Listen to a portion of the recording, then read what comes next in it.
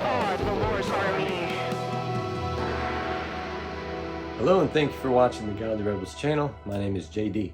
In this video, I'm going to show you what I think possibly the Magi would have seen. The Star of Bethlehem, that wandering star that they followed, what it could have been. There's a lot that could be and couldn't be in the scriptures, so a lot is guessing. But I'll do my best to kind of explain it. So first off, I want to say that I did a different video listed up here. I believe conception happened during Tabernacles, the last great day of Tabernacles, in fact. And then 44 weeks later was Shavuot, or Pentecost, and that is the Revelation 12 sign when Jesus was born. Very cool, very lengthy, but also very detailed. I think you should check it out. Put it on 1.5 or 2 speed and you'll be fine. So what I'm going to focus in on this video is the conception. There's a sign in the heavens that I think is what the Magi would have seen. And they would have seen that and said, whoa, something big is happening here. Without further ado, let's get started. What the Magi saw, signs in the heavens. First off, we got to go to the book of Daniel, chapter 2, verse 48.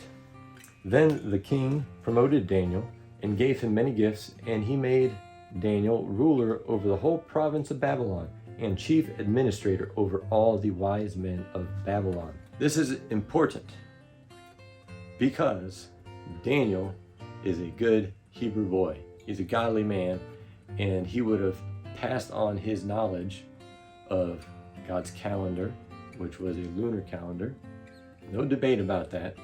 He would have passed that on to the Babylonians, to the the Magi, the wise men of that time, and they would have passed it on down.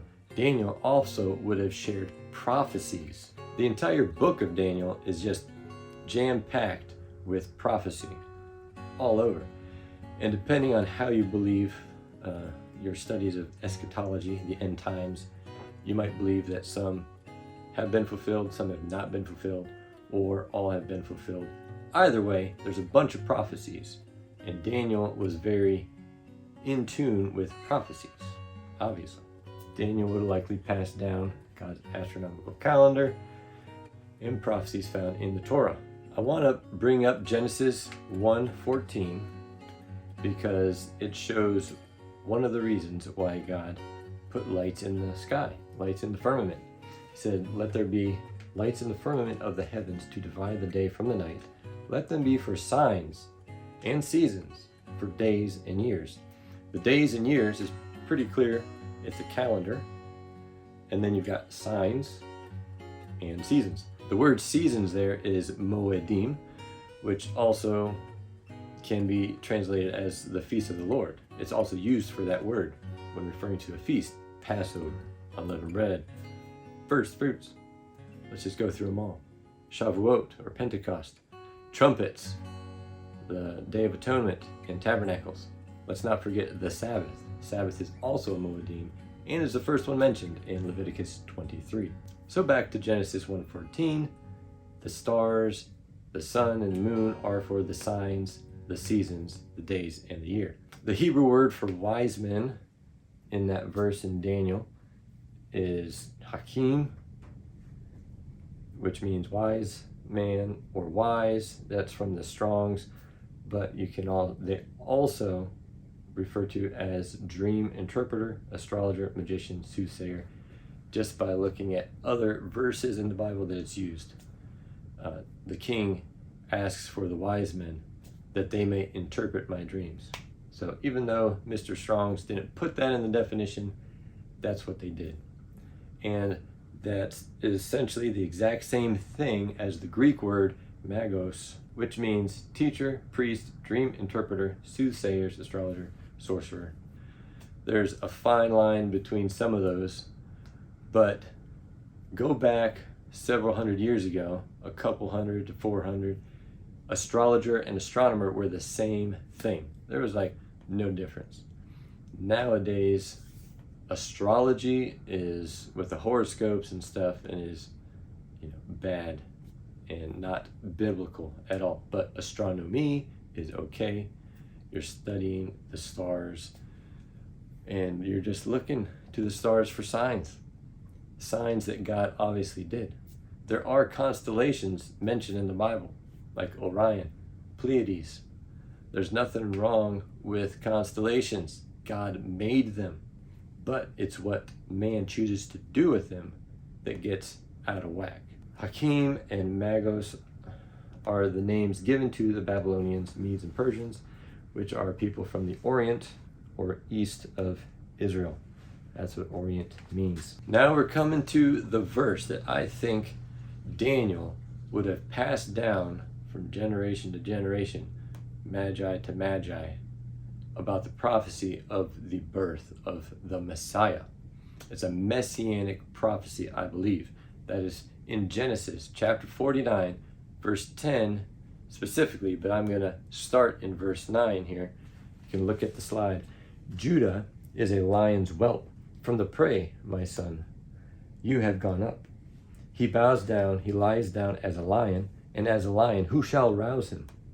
Verse 10, the scepter shall not depart from Judah, nor a lawgiver from between his feet, until Shiloh comes, and to him shall be the obedience of the people. All right, now I'd like to explain what we just read. So the reason I started in verse 9 was to show that Judah corresponds with a lion. Now, one of the constellations that we're going to see in just a second is the constellation Leo. Leo is a lion, and Leo corresponds to Judah. Judah's a lion, Leo's a lion. Judah, if it had a constellation, it is Leo. That's why I started in verse 9. Now, to explain verse 10, it says, the scepter shall not depart from Judah. Who holds a scepter? A king usually holds a scepter. And what is the king planet? Jupiter is the king planet because it's the biggest. Everybody knows this. There's no debate there. So if we're taking this literally, Jupiter, the planet, shall not depart from the constellation Judah. All right, keep that in mind. We're going to see something pretty amazing coming up here. The next phrase is, nor a lawgiver from between his feet. At the top of the slide there, I say that the moon overshadows Jupiter between the feet of Leo on the last great day of Tabernacles, which is the 7th month, 22nd day. On the Gregorian calendar, or the stellarium date is -2/10/31. That's the Immaculate Conception. And I'm going to show you that sign here in just a little bit. But the moon is like a lawgiver. The moon keeps track of the seasons, keeps track of the month, keeps things in order. And I'll get into that more detail later. The next phrase is, until Shiloh comes. Shiloh means peace, or Prince of Peace, or Messiah. Again, this is no debate here. A lot of scholars believe that Shiloh is the Messiah, the one who brings peace, the Prince of Peace. So if we fill everything in here, Jupiter is the king planet and stays in the constellation Leo, which signifies Judah, until the birth of Shiloh, the Prince of Peace. And the birth of Shiloh happens on Pentecost, which is 44 weeks later. And that last thing at the bottom there, Jupiter goes into retrograde. If you want more detail, watch the other video, but I'm going to skip over that. Here is the sign for conception. Genesis 49:10. This is what it's describing here. There's Jupiter and the moon. The moon overshadows Jupiter just as the Holy Spirit would overshadow Mary. I think that's very significant. They conjoin is another word that's used in astronomy. One goes over the top of the other. So an overshadowing going on here. Between the legs of Leo, right? From between the feet of Leo, you can see the constellation Leo there. Pretty amazing so far.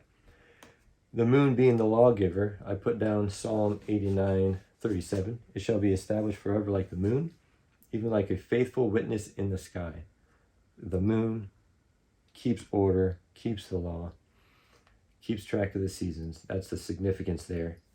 Leo is Judah, the last great day. On the other video, I showed on the calendars. I showed from the beginning of the year, which was May the 4th. Nothing to do with Star Wars, but that's the beginning of the year. And I count all the months, and we come to the 7th month, 22nd day, right here. This is the date on the Stellarium date. But on the Hebrew date, it is the last great day of Tabernacles. So what's happening is Yeshua, Jesus, is tabernacling with man during tabernacles. Tabernacle means to dwell with. Emmanuel, God with us, right? Jesus is with man. He's dwelling with man. Again, watch the other video. I go into much more detail. That's the sign. And I want to show you a little video. The little video shows Jupiter. It follows Jupiter with those crosshairs. So Jupiter comes into Leo, and between the feet, that's when the moon overshadows Jupiter right there. That's conception. And now, from this point on, Jupiter will not depart from Judah. Jupiter, the scepter, will not depart from Judah, or the constellation Leo. Jupiter does go into retrograde a little bit. It goes backwards, but it stays within the constellation. And then it goes forward, and it goes forward, and it goes forward. There's the new year, somewhere in there.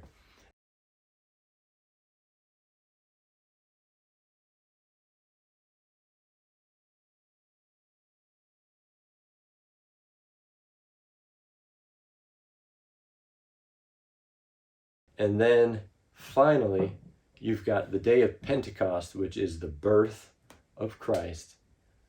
And watch a different video. Watch either the full length or this other video up here.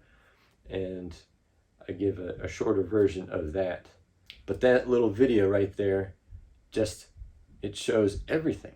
It shows to the T, again, I think, the Genesis 49:10 prophecy about when the Messiah is coming. So this sign is what I think the Magi saw. They would have had that knowledge passed down from Daniel. They would have been looking for a scepter, Jupiter, inside the constellation Leo, which is Judah, and then the lawgiver from between its feet. They would have seen the moon overshadow Jupiter and said, whoa, wait a minute, that rings a bell. There's the lawgiver and the scepter between the feet of Leo. Wait a minute. Now, let's follow this scepter. Let's follow the planet Jupiter and see where it leads us, right? So they also knew that Israel, Judah, that's where they needed to go. Leo was symbolic of Judah. So I'm sure they already started their trek to the west toward Israel, to Jerusalem. And there they met up Herod. Now, I'm not getting into this whole timeline in this video, but I think the sign that they saw, the star that they followed, was Jupiter. That video that I just showed you, where Jupiter stays inside of Leo until Shiloh comes. I think they could have put the pieces together. They would have known that the birth date was Pentecost, and that would have been significant. They would have known, okay, that right there is the birth of the Messiah, the birth of Shiloh. Shiloh has come now, finally, at Pentecost. Now, you may think this is a little bit conjecture, but I have not found any other sign or seen any other sign, any other videos that people have presented, any other studies or books. No other sign matches up with that verse as much as what you just saw, I don't think. If you do know of one, put it in the link below, put it in the comments, I will check it out. But if you watch the other video too, where I go into great detail, hour and a half long, I show the conception of Elizabeth. Start with that, then the conception of Mary, the birth, all of that. I got the timeline, and it all fits perfectly with the feasts of the Lord, with tabernacles and Pentecost.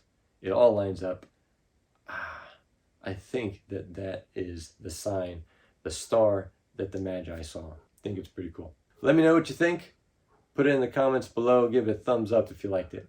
If you learned something new, share it with a friend so they can learn it too. As always, get in the Word, stay in the Word. Put on the full armor of God every day. God bless. I may never march in the infantry, but my feet are firm with the gospel of peace and the sword of the Spirit at my right hand. I may never ride in the cavalry, but the belt of truth and the breastplate of righteousness are my defense and security. I may never shoot the artillery, but I will take up the shield of faith and extinguish the deceiving darts of the devil. And I may never fly over the enemy, but my mind is protected by the helmet of salvation. We are the Lord's army.